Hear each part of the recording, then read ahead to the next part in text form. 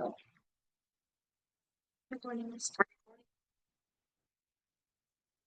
Greetings to one and all. You are listening to MMJC Fortnightly Podcast. Since last 2 months, we have been talking about project management and its utility in compliance field. And CS Madhura is guiding us in this regard.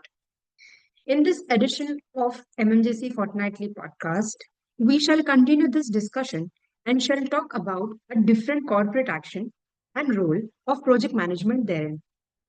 So, ma'am, as I mentioned just now, in our earlier editions, we have discussed about utility of project management to a company secretary and also discussed about project management in context of incorporation of a new company. Now, in today's edition, we shall talk about which corporate action.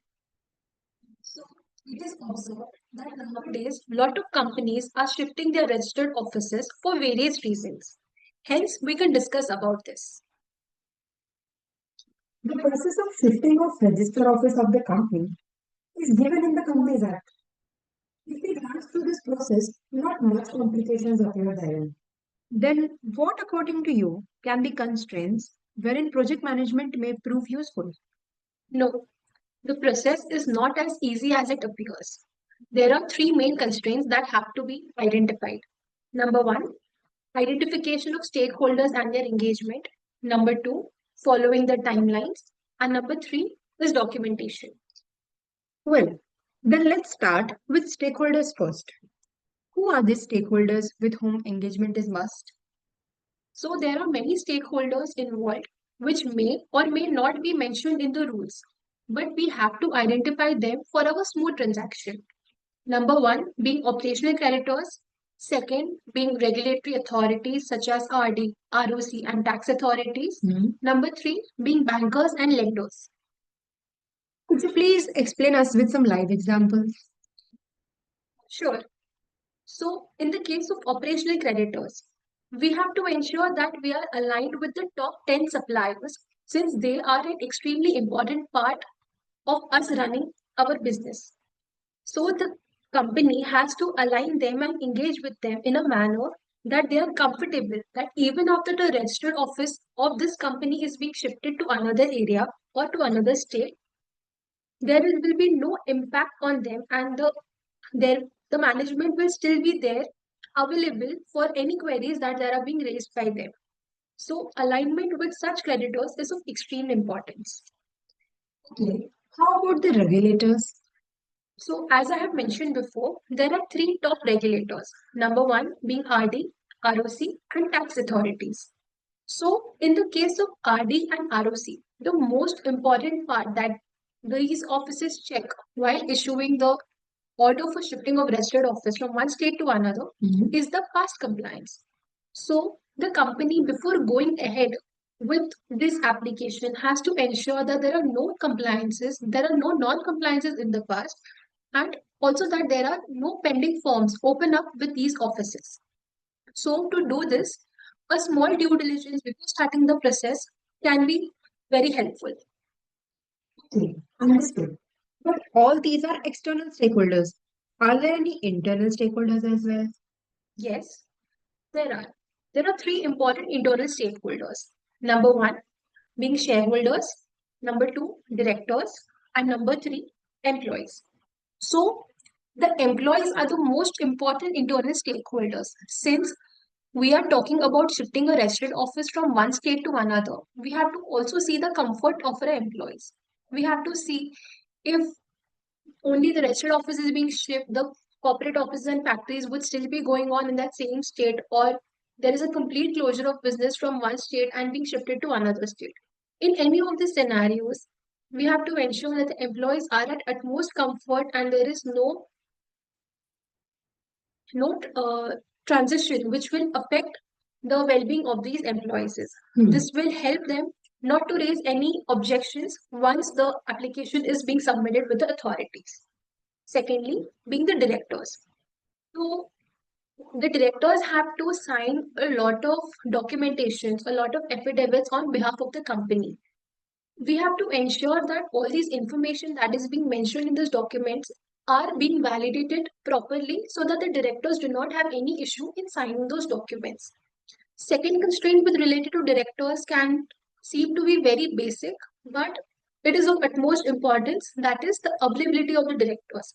In many cases, it happens that the companies become so busy with the procedural aspects of the shifting that they forget to align the availability of the directors for signing these documents. Hmm. And number three, this is something that may not happen in many companies, but we have an observation in a couple of companies that there are some disputed shareholders in the company. So the companies have to prepare a strategy to tackle this so as to ensure that a smooth resolution is being passed in the general meeting of the companies. Okay. Moving on to the next constraint, how are timelines a challenge? So for timelines, the trigger for filing the application comes from two milestones. Number one, publishing of advertisement. Number two, finalizing the list of creditors. As soon as either of these milestones are achieved, our 30-day period starts from the date of publication of notice in the newspaper or the date of list of creditors, whichever is earlier. Hmm. We have to plan our things in such a way that application is filed with ROC, Chief Secretary and RD on time, for which alignment with all the above mentioned stakeholders is of utmost importance. Okay. Now, moving on to the documentation. Actually, I had come across a ROC order wherein it was mentioned that if the registered office is rented, then the rent agreement should contain clauses saying that the place shall be used as a registered office. Are there any more such conditions? Yes, there are a couple of more conditions.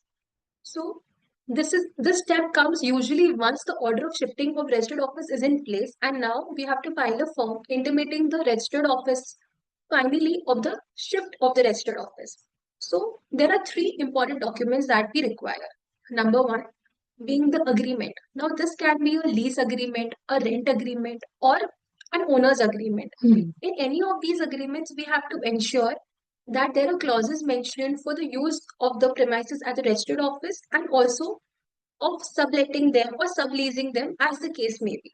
Okay. Secondly, being the utility bill, the name of the owner of the property or the person who is giving us the NOC should be mentioned in that utility bill. This is an important check that is done by the authorities to confirm that the right person is giving us a no objection certificate. And number three is a no objection certificate itself in case the property is not owned by the company itself. Okay. Thank you very much, ma'am. The points that you have highlighted are really very crucial and may cause great damage if not addressed at correct times. I hope this discussion proves useful to our listeners. But at last, I would like to ask you if you want to add anything else. Yes. One last important point is the rationale for which the registered office is being shifted. We have observed that the most common reasons are for bringing in operational synergy, secondly, being stepping stone towards corporate restructurings, thirdly, being getting the company ready for an IPO. Whatever may be the reason, it should be convincing and rational enough so that the RD can pass the order of shifting registered office to another state, since in many cases it is lost to the state government as business activities are completely being shut and moved to another jurisdiction. Okay, thank you for listening to us and don't forget to write to us about your feedback. Thank you. See you next time.